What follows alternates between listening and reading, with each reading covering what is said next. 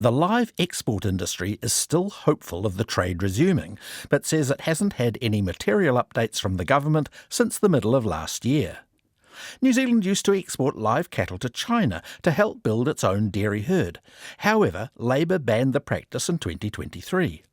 In its coalition agreement, the current government vowed to reinstate live animal exports by sea. But Glenn Neal, the chief executive of Live Exports New Zealand, says it's all gone quiet.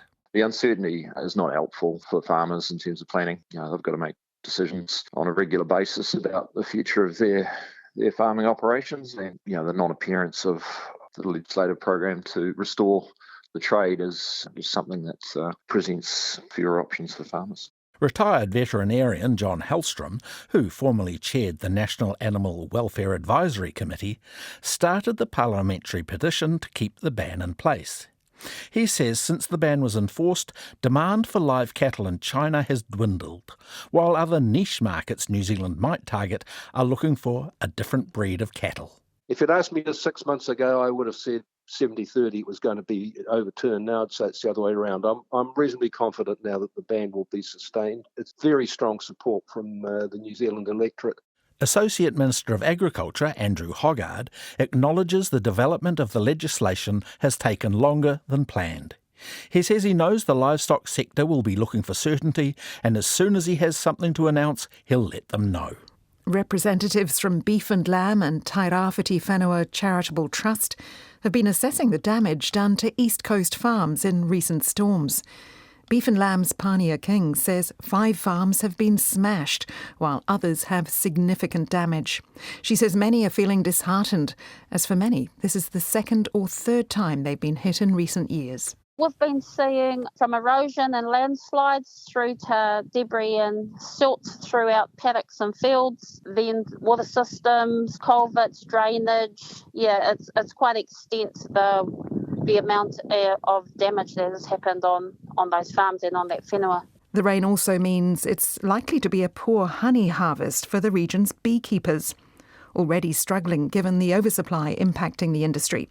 Beekeeper Barry Foster says beekeepers often have hives near wild manuka crops, tucked out the back of farms via rural tracks.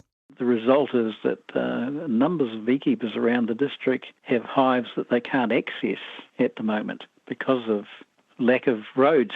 There's been better news for sheep farmers, with growing demand from overseas companies to use New Zealand wool in their products. Deanne Buck is the head of American merino underwear producer Branwen and has been here meeting South Island farmers. She says merino is a great active fibre that wicks away sweat, is antibacterial and helps regulate temperature and keep people dry. The wool is the very core of what we do. It's our product, and finding the best, most ethical wool in the world was what we wanted. And the New Zealand Merino Company is the standard for that. And so it made sense for us to partner with them. Angus Street of the Merino Company says there's been new demand coming out of the US, particularly from active outdoor and so-called athleisure brands, as well as China and Japan. He says this has meant good returns to growers over the past year. Fine wool prices are up 30 to 40% compared to January last year. There's a huge amount of demand internationally for New Zealand merino because it's brighter, stronger, and because it's slightly whiter than all these countries. And yet more good news for sheep farmers, record prices for lamb. The average export price for lamb lifted 75 cents in December to $15.84, a new record, while beef was up 31 cents to $12.53 a kilo. This is due to global supply and demand trends. There's strong demand for red meat, but lower stock numbers worldwide. Federated Farmers Meat and Wool Chair Richard Dawkins says the record export prices mean great farm gate prices for farmers. So we are seeing record returns for lamb. Currently that's around $10.70 to $10.80 a kilo. Mutton about $6.50 and beef around the $9 mark as well. Funnily enough, wool as well, up around $5 a kilo. So look, very, very rare to have strong returns right across the board. Mr Dawkins says after a few years running at a loss, most sheep and beef farmers will be playing catch-up with investment on farm, and many will also be looking to pay down debt. Prices also continue to strengthen thanks to more product heading to high-value markets in Europe.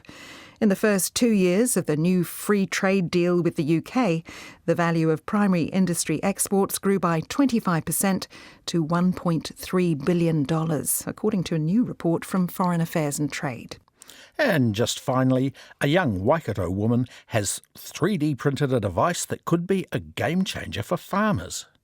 Jade Luxton has come up with a holster for a vaccination gun that sterilises the needles between jabs, saving farmers a lot of time. She printed the original Steraneedle holster some years back and has since created around 100 iterations of the prototype. Ms. Luxton says it was originally created for velvet farmers because each stag needs a sterilised needle to meet food-grade requirements. A deer farmer actually came to us and he was like, I am so sick of constantly changing needles. There has to be a better way. So when I looked further into this problem, I found that needles could actually be sterilised, and that's kind of how we started with the holster idea, because we wanted that ability to give farmers kind of like a third hand to put the vaccination gun in between animals as well.